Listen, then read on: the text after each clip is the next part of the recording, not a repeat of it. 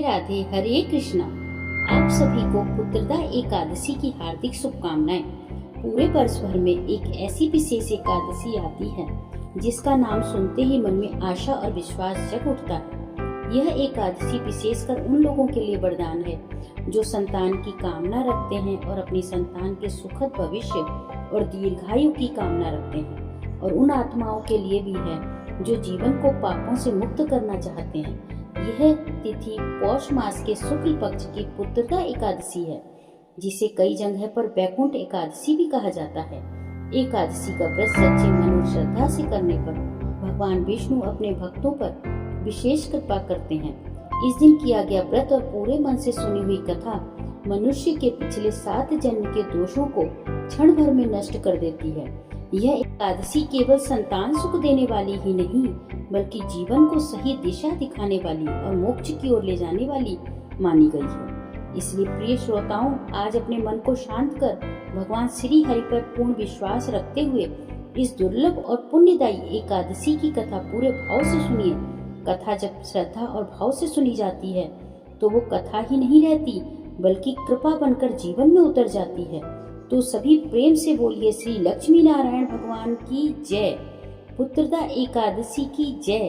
धर्मराज युधिष्ठिर भगवान श्री कृष्ण से बोले, श्री कृष्ण, आपने शुभ कारिणी सफला एकादशी का वर्णन किया। अब कृपा करके शुक्ल पक्ष की एकादशी का महत्व भी बताइए, और उसका क्या नाम है, क्या विधि है, उसमें किस देवता का पूजन किया जाता है। भगवान श्री कृष्ण बोले, हे राजन, पौष के शुक्ल पक्ष की जो एकादशी है उसे बतलाता हूँ, सुनो। महाराज, संसार के हित की इच्छा से अब मैं इसका वर्णन करता हूँ। हे राजन, अन्य एकादशी व्रतों की विधि से ही इसका व्रत करना चाहिए। इसका नाम पुत्रदा है। ये सब पापों को हरने वाली उत्तम तिथि है। समस्त कामनाओं और सिद्धियों के दाता भगवान नारायण इस तिथि के अधिदेवता हैं। चराचर प्राणियों सहित समस्त त्रिलोकी में इससे बढ़कर दूसरी कोई तिथि नहीं है। पुराने समय की बात है, भद्रापतिपुरी में राजा सुकेतुमान राज्य करते थे। उनकी रानी का नाम चंपा था। राजा को बहुत समय तक कोई वंशधर पुत्र प्राप्त नहीं हुआ, इसलिए दोनों पति पत्नी हमेशा चिंता और शोक से डूबे रहते थे। राजा के पितर उनके दिए जल को बहुत दुख के साथ पीते थे। राजा के बाद कोई ऐसा दिखाई नहीं देता जो हम लोगों का तर्पण करेगा। यह सोच सोचकर पितर दुखी रहते थे। एक दिन राजा घोड़े पर सवार होकर घने वन को चले गए। पुरोहित आदि किसी को भी इस बात का पता नहीं था। मृग और पक्षियों से सेवित उस घने वन में कहीं सियार की बोली तो कहीं उल्लुओं की सुनाई देती थी। रीछ और मृग भी दिखाई दे रहे थे। इस तरह राजा घूम घूम कर वन की शोभा को देख रहे थे। इतने में दोपहर हो गई। राजा को भूख और प्यास सताने लगी। अब वे जल की खोज में इधर उधर दौड़ने लगे। किसी पुण्य के प्रभाव से उन्हें एक उत्तम सरोवर दिखाई दिया, जिसके पास में बहुत से आश्रम थे, और सौभाग्यशाली नरेश ने उन आश्रमों की ओर देखा। उस समय शुभ की सूचना देने वाले शकुन होने लगे। राजा का दाहिना नेत्र और दाहिना हाथ फड़कने लगा, जो कि उत्तम फल की सूचना दे रहा था। सरोवर के तट पर बहुत से मुनि वेद पाठ कर रहे थे। उन्हें देखकर राजा को बहुत खुशी हुई। वे घोड़े से उतरकर मुनियों के सामने खड़े हो गए। फिर अलग अलग उन सब की वंदना करने लगे। वे मुनि उत्तम व्रत का पालन करने वाले थे। उन्होंने राजा से कहा, हम तुम पर प्रसन्न हैं। राजा बोले, आप लोग कौन हैं और आपके क्या नाम है? आप लोग किस लिए यहाँ एकत्रित हुए हैं? सच सच बताइए। मुनि बोले, राजन, हम लोग विश्वदेव हैं और यहाँ स्नान करने के लिए आए हैं। माघ निकट आ गया है। आज से 5वें दिन माघ का स्नान आरंभ हो जाएगा, और आज ही पुत्रदा नाम की एकादशी है, जो व्रत करने वाले मनुष्यों को पुत्र देती है। तब राजा ने हाथ जोड़कर कहा, विश्वदेव, यदि आप लोग मुझ पर प्रसन्न हैं तो मुझे भी पुत्र दीजिए। मुनि बोले, राजन, आज के दिन ही पुत्रदा नाम की एकादशी है। इसका व्रत बहुत विख्यात है। तुम आज इस व्रत का पालन करो। महाराज भगवान केशव की कृपा से तुम्हें अवश्य पुत्र प्राप्त होगा।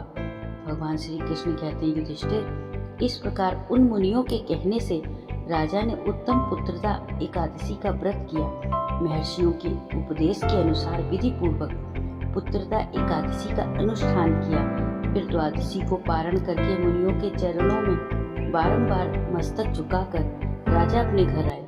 कुछ ही समय बाद रानी ने गर्भ धारण किया। प्रसव काल आने पर पुण्यकर्मा राजा को अत्यंत तेजस्वी पुत्र रत्न की प्राप्ति हुई, जिसने अपने गुणों से अपने पिता को संतुष्ट कर दिया। वह प्रजाओं का पालक हुआ। भगवान श्री कृष्ण युधिष्ठिर महाराज से कहते हैं, इसलिए हे राजन, पुत्रदा का उत्तम व्रत अवश्य करना चाहिए। मैंने लोगों के हित की इच्छा से तुम्हारे सामने इसका वर्णन किया। जो मनुष्य एकाग्रचित होकर पुत्रदा का व्रत करते हैं, वे इस लोक में पुत्र पाकर मृत्यु के बाद स्वर्गगामी होते हैं। इस महात्म्य को पढ़ने और सुनने से अग्निष्टोम यज्ञ का फल मिलता है। यह थी पुत्रदा एकादशी की कथा। अब 11 माता की कथा सुनो। एक राज्य का राजा बहुत बुद्धिमान और बलशाली था। वह राजा हमेशा अपनी प्रजा का बहुत अच्छे से ध्यान रखता था। प्रजा भी राजा को बहुत प्रेम करती थी। राजा की 2 बेटियां थीं। राजा अपनी दोनों बेटियों से बहुत स्नेह करता था। राजा की छोटी बेटी देखने में बहुत सुंदर और आकर्षित थी। राजा की बड़ी बेटी छोटी के मुकाबले थोड़ी कम सुंदर थी। छोटी बेटी माता की पूजा किया करती थी और सभी लोग राजा की छोटी बेटी से बहुत प्रेम करते थे, उसकी प्रशंसा करते थे। राजा भी अपनी छोटी बेटी को बड़ी बेटी से ज्यादा प्यार करता था, जिसके कारण राजा की बड़ी बेटी को अपनी छोटी बहन से बहुत नफरत होने लगी। धीरे धीरे समय बीता। दोनों राजकुमारियां बड़ी हो गईं, तो पड़ोस के राज्य में रहने वाला एक राजकुमार राजा की बड़ी बेटी के लिए रिश्ता लेकर आया। लेकिन जैसे ही उस राजकुमार की दृष्टि छोटी बेटी पर पड़ी, तो वह राजकुमार छोटी बेटी पर आकर्षित हो गया और छोटी बेटी से पहली नजर में प्रेम करने लगा। उस राजकुमार ने राजा की बड़ी बेटी के साथ विवाह करने से मना कर दिया। उसने राजा से कहा, महाराज, मैं तो आपकी छोटी बेटी से विवाह करना चाहता हूँ। यह देखकर राजा की बड़ी बेटी अपनी छोटी बहन को अपना दुश्मन मानने लगी और उसको जान से मारने का उपाय सोचने लगी। बड़ी बेटी ने अपनी छोटी बहन को मारने के लिए सबसे पहले लड्डू में जहर मिलाकर छोटी बहन को खाने को दिया, लेकिन वह बहुत भोली थी और अपनी बड़ी बहन के षड्यंत्र के बारे में उसे कुछ नहीं पता था। उसने लड्डू खा लिया, पर आश्चर्य, छोटी बहन को लड्डू खाने के बाद भी कुछ नहीं हुआ। बड़ी बहन यह देखकर बहुत आश्चर्यचकित रह गई। अब भी बड़ी ने हार नहीं मानी। एक रात उसने अपनी छोटी बहन के कमरे में, जब वो सो रही थी, मटके में सांप रखकर उसके कमरे में छोड़ दिया, लेकिन सांप भी छोटी बहन का कुछ नहीं बिगाड़ पाया। इसके बाद बड़ी बहन ने अपनी छोटी बहन से कहा, चलो बहन, कुएं से पानी भरकर लाते हैं। छोटी बहन चलने के लिए तैयार हो गई। पानी भरने के बहाने बड़ी बहन ने उसे कुएं के पास ले जाकर उसमें धक्का दे दिया। तब भी छोटी बहन को कुछ नहीं हुआ, क्योंकि हर बार 11 माता उसकी रक्षा कर रही थी। उधर बड़ी बहन सारे प्रयास विफल होने के बाद और अधिक क्रोधित हो गई। फिर उसने अपनी छोटी बहन के पास जाकर उससे प्रश्न किया, छोटी बहन, क्या तुम्हें पता है भगवान ने सबकी मृत्यु एक निश्चित समय पर लिखी है, और कैसे तुम्हारी या मेरी मृत्यु होगी, क्या तुम जानती हो? छोटी बहन ने कहा कि हाँ दीदी, बाकी का तो मुझे नहीं पता, लेकिन मैं जानती हूँ मेरी मृत्यु कैसे होगी। छोटी बहन से यह बात सुनकर अब तो बड़ी बहन मनी मन बहुत प्रसन्न होने लगी। तब उसने छोटी बहन से कहा, तुम मुझे बताओ तुम्हारी मृत्यु का राज क्या है? अब छोटी बहन ने अपनी बड़ी बहन को बताया कि दीदी, मेरी मृत्यु तो एक तोते में है। जो तोते के गले में हार है, उससे ही मेरी मृत्यु होगी। जब तक कोई व्यक्ति तोते को मारकर उस हार को अपने गले में पहनेगा, मैं मूर्छित हो जाऊंगी, और जैसे ही वह हार को गले से उतारेगा, मैं वापस जीवित हो जाऊंगी। अपनी छोटी बहन की मृत्यु का राज जानकर बड़ी बहन को बहुत खुशी हुई। अब उसने अपनी छोटी बहन को मारने के लिए उस पालतू तोते को ढूंढना शुरू कर दिया। उधर छोटी बहन को इस बात का आभास हो गया था कि कोई तो है जो उसकी जान लेना चाहता है। इसलिए एक दिन उसने अपने पिताजी के पास जाकर कहा, पिताजी, मेरी मृत्यु के बाद आप मुझे जलाइएगा मत। आप मुझे अपनी पुरानी हवेली में एक पलंग पर लेटाकर छोड़ दीजिएगा। छोटी बेटी की आवाज़ सुनकर राजा को बहुत आश्चर्य हुआ। राजा ने कहा, बेटी, तुम ऐसा क्यों कहती हो? 2-3 दिन बाद तो तुम्हारी शादी है। लेकिन छोटी बेटी ने पिताजी को ऐसा ही करने पर मजबूर कर दिया, उनसे वचन ले लिया। तब राजा ने छोटी बेटी की बात मान ली। समय आने पर 2-3 दिन के बाद जब विवाह का समय आया, राजकुमार बारात लेकर राजा के घर आया। अब राजकुमार और राजा की छोटी बेटी के विवाह की रस्में शुरू हो गईं। इधर जैसे ही राजा की छोटी बेटी राजकुमार के साथ फेरे लेने के लिए तैयार हुई, तो उसकी बड़ी बहन अपनी छोटी बहन के कमरे में जाकर उसके तोते को पकड़ लेती है और उसे जान से मार देती है। तोते के गले में जो हार था उसको अपने गले में पहन लेती है उधर जैसे ही बड़ी बहन ने उस हार को गले में पहना तो छोटी बहन, जो केवल 3 फेरे ले पाती है, बीच रास्ते में गिरकर बेहोश हो गई। जिसके बाद राजा ने बड़े बड़े हकीम वैद्यों को बुलाया और अपनी छोटी बेटी का इलाज करने के लिए कहा। राजा की बात सुनकर वैद्य ने छोटी बेटी को देखा और बताया कि महाराज, आपकी छोटी बेटी ना तो जीवित है ना मरी हुई है। ऐसा तो मैं पहली बार देख रहा हूँ। राजा ने वैद्य और हकीम को यह बात बाहर बताने से मना कर दिया। राजा ने अपनी छोटी बेटी को पुराने महल में ले जाकर एक पलंग पर लिटा दिया, फिर वहाँ कुछ सैनिकों को तैनात कर दिया। इसके बाद राजा वापस अपने महल में आ गया।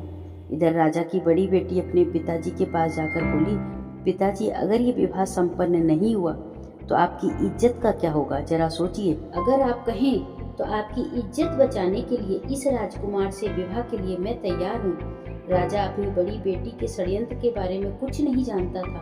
उसने अपनी बड़ी बेटी की बात मान ली और राजा ने अपनी बड़ी बेटी को छोटी बेटी के कपड़े, आभूषण आदि पहनाकर मंडप में भेज दिया ताकि किसी को पता न चले विवाह छोटी बेटी के साथ नहीं, बड़ी के साथ हो रहा है।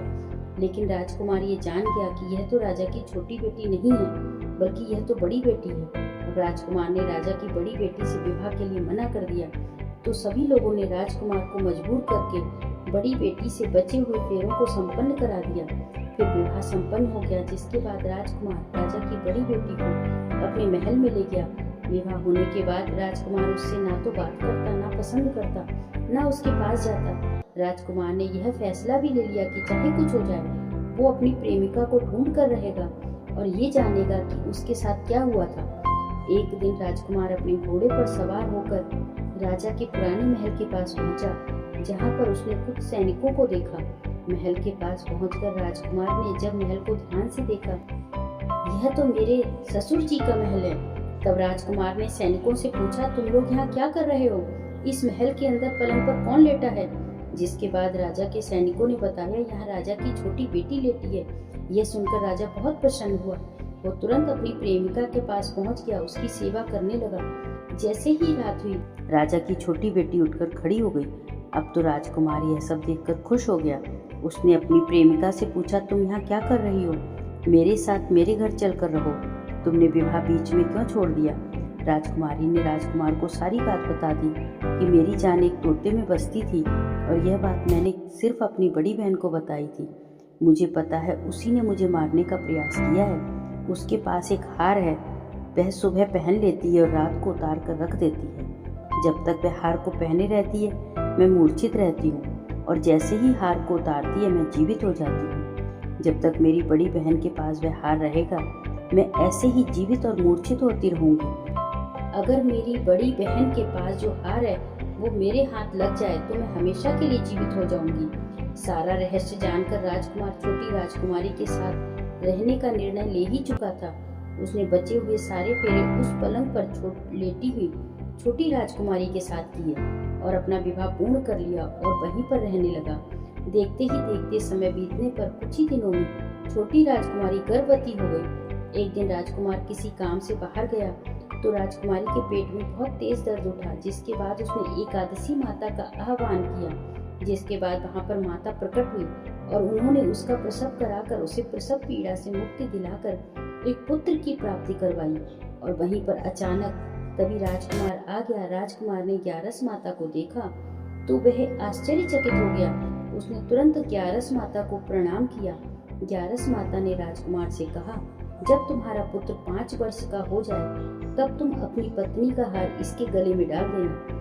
देखते ही देखते राजकुमार और राजा की छोटी बेटी का पुत्र 5 वर्ष का हो गया। तो राजकुमार अपने बेटे से कहने लगा, बेटा मैं कुछ काम से बाहर जा रहा हूँ, तुम अपनी माता का ध्यान रखना। ऐसा कहकर वहाँ से चला गया। लेकिन जब राजकुमार वहाँ से बाहर जा रहा था तो बड़ी बहन के सैनिकों ने उसे देख लिया और बड़ी बहन को जाकर सारी बात बता दी। इसके बाद बड़ी बहन ने अपनी छोटी बहन के पुत्र का अपहरण करवा लिया और उसको मरवा दिया। छोटी बेटी के पुत्र के 2 टुकड़े उसने करवा दिए। पहला टुकड़ा चक्के के पास छुपाया और दूसरा अपने पलंग के नीचे छुपा लिया। ग्यारस माता अपने भक्त का कष्ट दूर करने के लिए एक भिखारिन का रूप धरकर बड़ी बहन के पास गई। जिसके बाद वहाँ पर भिक्षा मांगने लगी तो बड़ी बहन ने अपने नौकरों से कहा कि जाकर भिक्षा दे दो। जैसे ही नौकर ग्यारस माता को भिक्षा देने के लिए आए तो माता ने उन्हें मना कर दिया। कहने लगी, मैं तो तुम्हारी महारानी से ही भिक्षा लूंगी। जिसके बाद बड़ी बहन खुद आकर ग्यारस माता को भिक्षा देने लगी। तब माता एक बिल्ली का रूप धरकर उसके कमरे में चली गई और वहां पर छोटी बेटी के पुत्र के दोनों टुकड़ों को आपस में जोड़ दिया। टुकड़े जुड़ते ही वह राजकुमार वापस जीवित हो गया। तब ग्यारस माता उस नन्हे बालक को वापस लेकर आईं और ग्यारस माता ने राजकुमार को सारा रहस्य समझा दिया। अब राजकुमार अपने बेटे को लेकर बड़ी राजकुमारी के पास गया और कहने लगा, अगर तुम इसका ध्यान अच्छे से रखोगी तभी मैं तुमसे बात करूंगा। अब वह नन्हा बालक बड़ी राजकुमारी के पास रहने लगा। एक दिन राजकुमार अपने बच्चे से कहने लगा, बेटा आज तुम अपनी माँ से उनके गले का हार मांग लेना। अपने पिता की बात मानकर नन्हा राजकुमार अपनी माँ के पास गया और कहने लगा, माँ मुझे तुम्हारा हार चाहिए। यह सुनकर बड़ी राजकुमारी को पहले तो गुस्सा आई, फिर उसे याद आया कि राजकुमार ने कहा था अगर मैं इस बच्चे का ध्यान रखूंगी तभी वे मुझसे बात करेंगे।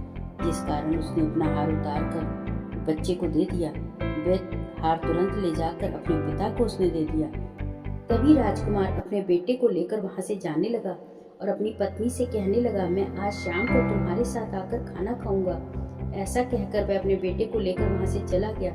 जिसके बाद वह सीधा राजा के पास गया और उन्हें सारी बात बता दी। राजा अपनी बड़ी बेटी की सारी करतूतें जानकर बहुत क्रोधित हुए। उन्होंने अपनी ही परवरिश पर दोष लगाया और इसके बाद राजकुमार को अपनी छोटी बेटी के साथ रहने के लिए आदेश दे दिया। इस प्रकार ग्यारस माता की कृपा से राजकुमार और राजा की छोटी बेटी के अपने पुत्र के साथ सुखपूर्वक रहने लगे। भजमन नारायण नारायण हरि हरि, भजमन नारायण नारायण हरि हरि, बद्री नारायण नारायण हरि हरि।